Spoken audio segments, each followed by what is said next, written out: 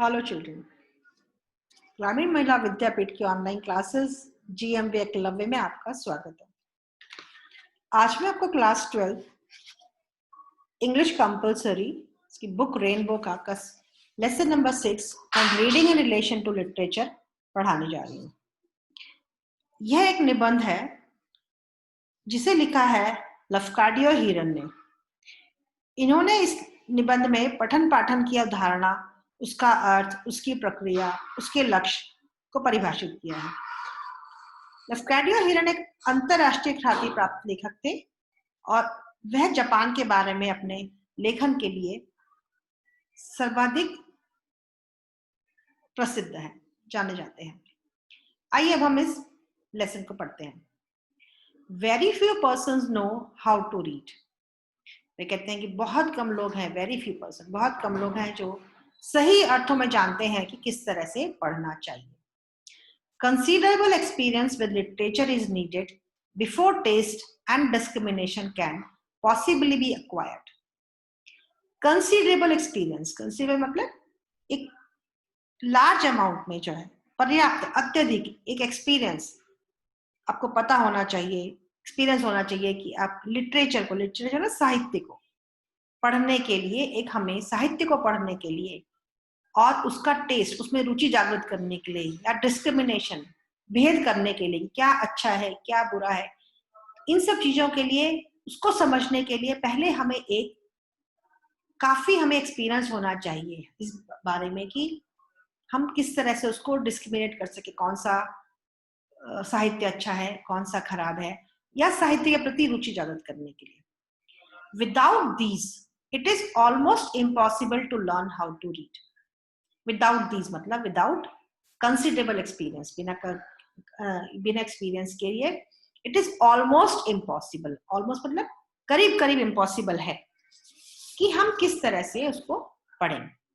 आई से almost impossible. अब लेखक कहते हैं कि ऑलमोस्ट इम्पॉसिबल, 100% इम्पॉसिबल नहीं है, 100% ऐसा नहीं है कि हाँ असंभव नहीं है कि वो नहीं समझ सकते।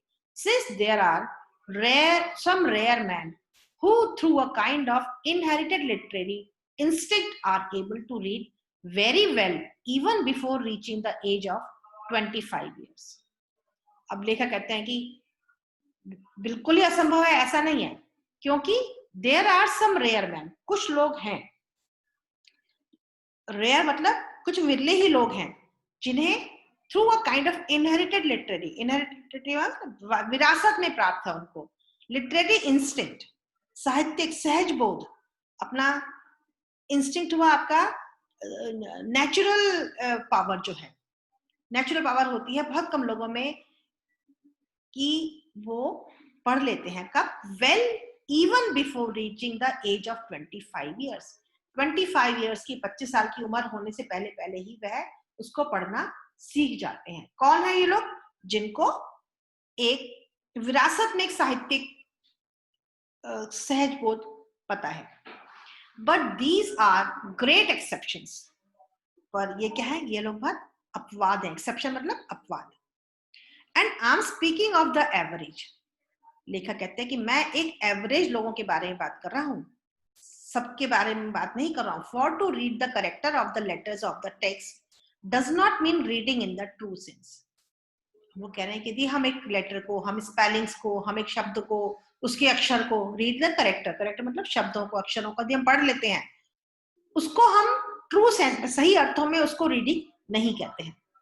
You will often find yourself reading words और करेक्टर्स ऑटोमेटिकली।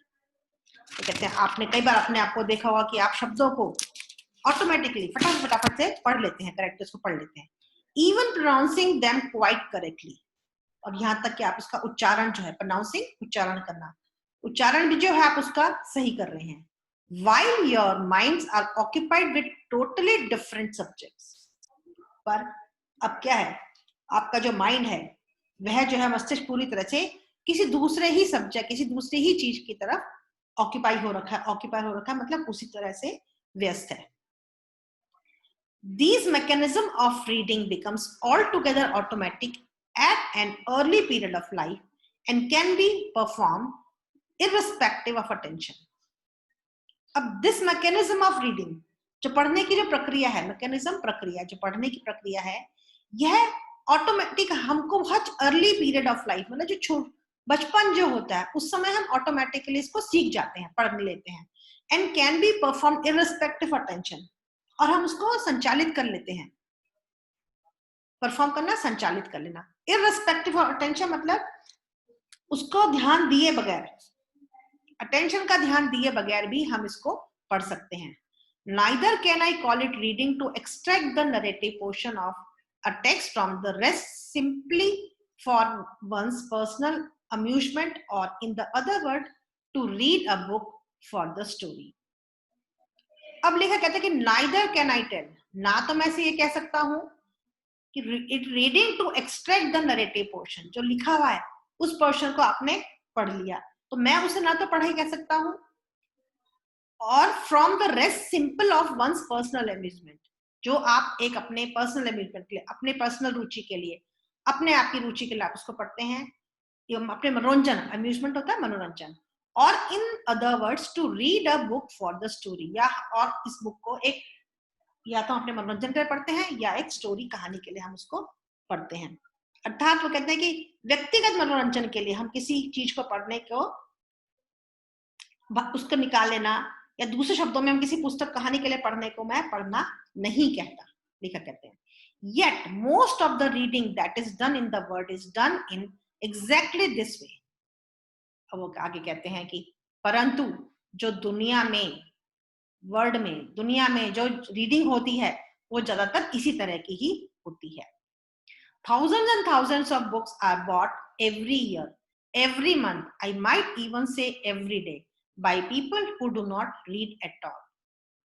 कहते हैं thousands and thousands of books, हजारों हजारों किताबें हर साल खरीदी जाती हैं, every month, हर महीने खरीदी जाती हैं। वो कहती है हम तक कि मैं ये भी कह सकता हूँ, I might even say कि every day भी हम लोग, रोज भी बहुत लोग किताबें खरीदते हैं, by people who do not read at all, जो बिल्कुल पढ़ाई नहीं करते हैं, जो बिल्कुल भी पढ़ने का काम नहीं करते हैं। They only think that they read, वही समझते हैं कि वो पढ़ रहे हैं। They buy books just to amuse themselves, खाली अपना मनोरंजन करने के लिए, वो अम्यूजमेंट के लिए वो किताबों को खरीद रहे हैं। To kill time, as they call it, in 1 hour or 2 their eyes have passed over all the pages. ज्यादातर लोग किस लिए बुक खरीदते हैं, किताबें खरीदते हैं? टू किल टाइम, टाइम को मारने के लिए, टाइम बोर हो रहे हैं, टाइम पास करना है, टाइम पास करने के लिए। ज्यादातर वो लोग ये कहते हैं टाइम पास करनी थी इसलिए बुक खरीद ली मैंने, और 1 घंटे या 2 घंटे के अंदर जो है उनकी आंखें जो है सारे पेजेस के ऊपर से होकर के निकल जाती है, मतलब वो समझते मैंने सारी किताब पढ़ ली। And there is left in their minds a vague idea or two about what they have been looking at,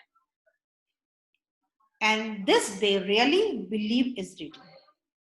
अब 1-2 घंटे के अंदर उन्होंने सारी किताब के पेजों को पढ़ लिया, आंखें उनकी पेजों के ऊपर से, राइटिंग के ऊपर से चली गई, और उनके दिमाग में क्या रह गया? खाली वेग आइडिया, एक धुंधला सा आइडिया, 1 या 2 आइडिया रह गए जो भी उन्होंने उस बुक के अंदर देखा, जैसे कि जिसको वह एक रीडिंग मानते हैं।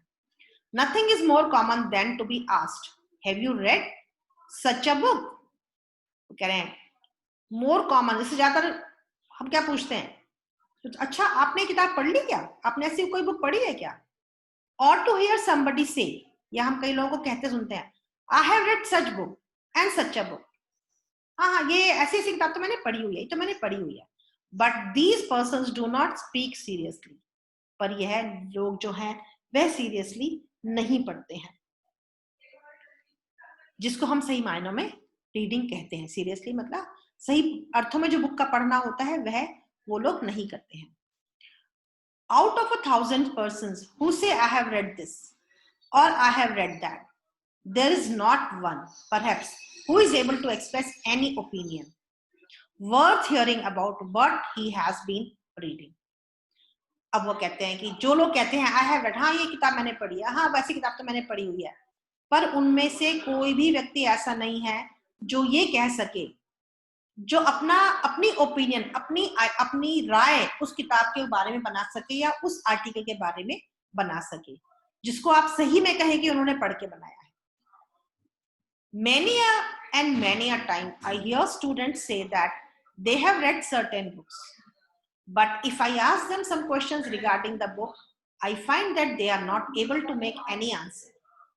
कहते हैं बहुत बार मैंने सुना है कि स्टूडेंट कहते हैं, बच्चे कहते हैं, विद्यार्थी कहते हैं कि हाँ हाँ ये वाली किताब तो मैंने पढ़ी हुई है, ये सर्टेन बुक, स्पेशल बुक मैंने पढ़ी हुई है, but if I ask some question, लेखक कहते हैं कि यदि मैं उनसे कुछ क्वेश्चन पूछूं रिगार्डिंग द बुक, बुक के लिए, बुक के संबंधी कोई क्वेश्चन पढ़ूं, तो मैं देखता हूं, आई फाइंड दैट, लेखक कहते हैं मैं देखता हूं कि वह उस जवाब को देने के लिए लायक नहीं है, वह उसका आंसर नहीं दे पाते हैं, or at best they will only repeat something that somebody else has said about what they think that they have been reading, या अपनी राय उनकी नहीं होगी, या वह राय बताएंगे, वह चीज बताएंगे, उसी को रिपीट करेंगे जो किसी और व्यक्ति ने उस चीज के बारे में, उस बुक के बारे में, उस आर्टिकल के बारे में पढ़ के कहा है. But this is not peculiar to student. It is in all countries the way that the great public devour books. पर अब वो कहते हैं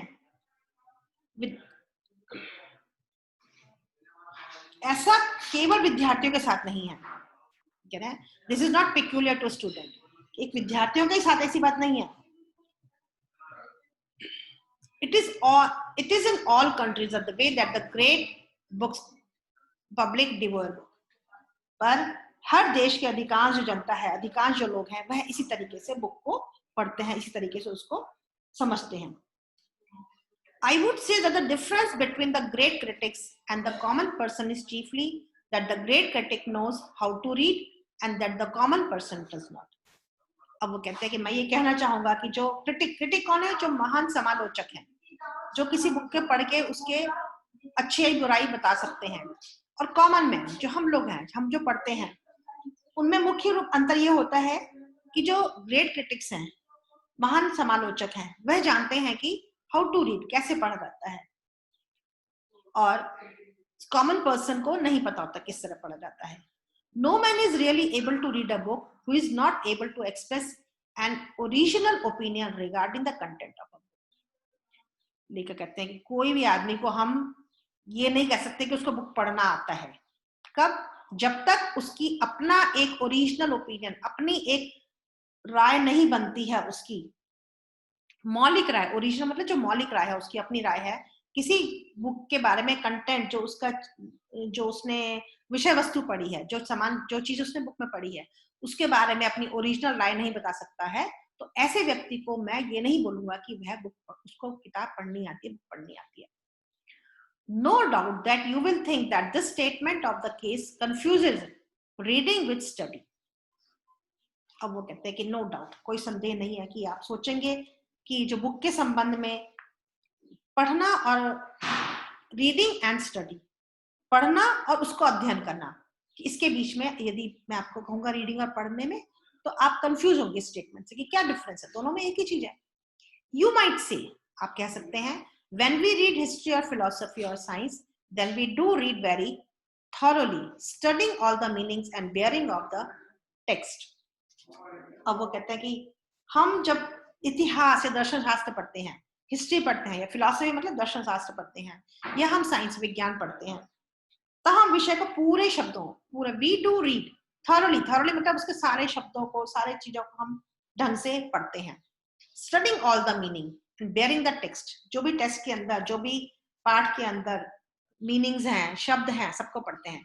slowly and thinking about it, धीरे धीरे पढ़ते हैं, उसको समझते हुए पढ़ते हैं. This is a hard study, यह एक मुश्किल स्टडी है, गहन अध्ययन है. हार्ड मतलब यहाँ पे गहन, गहरा है से मतलब है, मुश्किल से मतलब अर्थ नहीं है. But when we read a story और a poem out of class hours, we read for amusement. पर जब हम किसी एक बुक को, कहानी को, या एक कविता को जब हम पढ़ते हैं, तो हम उसको अपने मनोरंजन के लिए, अम्यूजमेंट मतलब मनोरंजन के लिए पढ़ते हैं. Amusement and study are two different things. कह रहे हैं पढ़ना, अध्ययन करना और मनोरंजन के लिए पढ़ना दो अलग अलग चीजें हैं. I am not sure that you will all think this. कह रहे हैं कि मुझे पक्का विश्वास नहीं है कि आप लोग सोचे कि हाँ ये चीज है. But young man generally do think so. पर यंग मैन, जो जवान बच्चे हैं, छोटे बच्चे हैं वह इस चीज को समझते हैं. As a matter of fact, every book worth reading ought to be read in precisely the same way that a scientific book is read. वो कह रहे हैं कोई भी as a matter of fact, fact क्या है, सच्चाई ये है कि एवरी बुक वर्थ रीडिंग, जो भी बुक है जो पढ़ने के लायक है उसको हम उसी तरह से पढ़ें, प्रिसाइसली हम उसे उसी तरीके से पढ़ें, प्रिसाइसली मतलब एग्जैक्टली ठीक उसी तरीके से, the same way that the scientific book is red, जैसे हम साइंटिफिक बुक को पढ़ते हैं, नॉट सिंपली फॉर अम्यूजमेंट, खाली हम उसको अम्यूजमेंट मनोरंजन के लिए नहीं पढ़े, जिस तरह से समझ के हम साइंस की बुक्स पढ़ते हैं उसी तरह से हम हर एक बुक को पढ़ें. And every book worth reading should have the same amount of value in it that a scientific book has, though the value may be of a totally different kind. After all, a good book of fiction or romance or poetry is a scientific book. वो कह रहे हैं कि कोई भी अच्छा काम किया जाता है जो जैसे साइंटिफिक बुक में होता है उसी तरह से हर बुक में, कोई चाहे वो जो अच्छी बुक है, चाहे वो फिक्शन मतलब कहानी की है, रोमांस की, प्रेम से संबंधित है, और पोएट्री कविता की है, इसी तरह से हर वर्क है जिस तरह से हमारा साइंटिफिक वर्क होता है, जिस तरह से हम साइंस का कार्य करते हैं उसकी जो पुस्तकें पढ़ते हैं. But it has been composed according to the best principles of more than one science, क्योंकि कोई भी बुक एक साइंस से ज्यादा उस संबंधित चीजें उसमें होती हैं.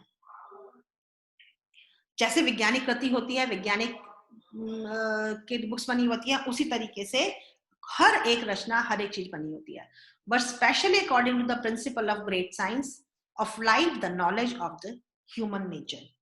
वो कह रहे हैं कि एक रचना अधिकाधिक विज्ञानों से ज्यादा श्रेष्ठतम से, जो विज्ञान के सिद्धांत हैं, प्रिंसिपल्स हैं, उनसे विशेष रूप से जीवन के महान विज्ञान के सिद्धांतों और मानव स्वभाव के ज्ञान के अनुसार ही हर एक बुक लिखी जाती है. The first thing which a scholar should bear in mind is that a book ought not to be read for mere amusement.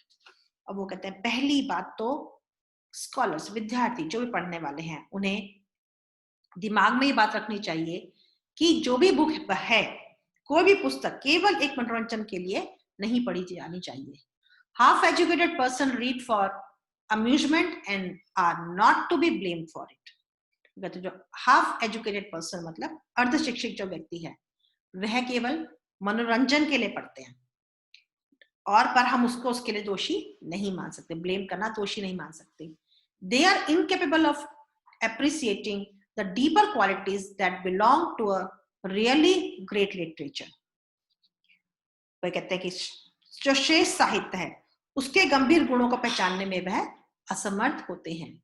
Appreciation, उसको समझ पाना, उसकी तारीफ कर पाना. इनकैपेबल, असमर्थ है वो, उसकी जो डीपर क्वालिटीज हैं, जो उसके अंदर गहराई में छुपी गई जो उसकी गुणवत्ता है, उसको नहीं समझ पाते हैं. But a young man who has passed through a course of university training should be discipline himself at an early day, never to read for mere amusement. And once the habit of discipline has been formed, he will find it impossible to read for mere amusement.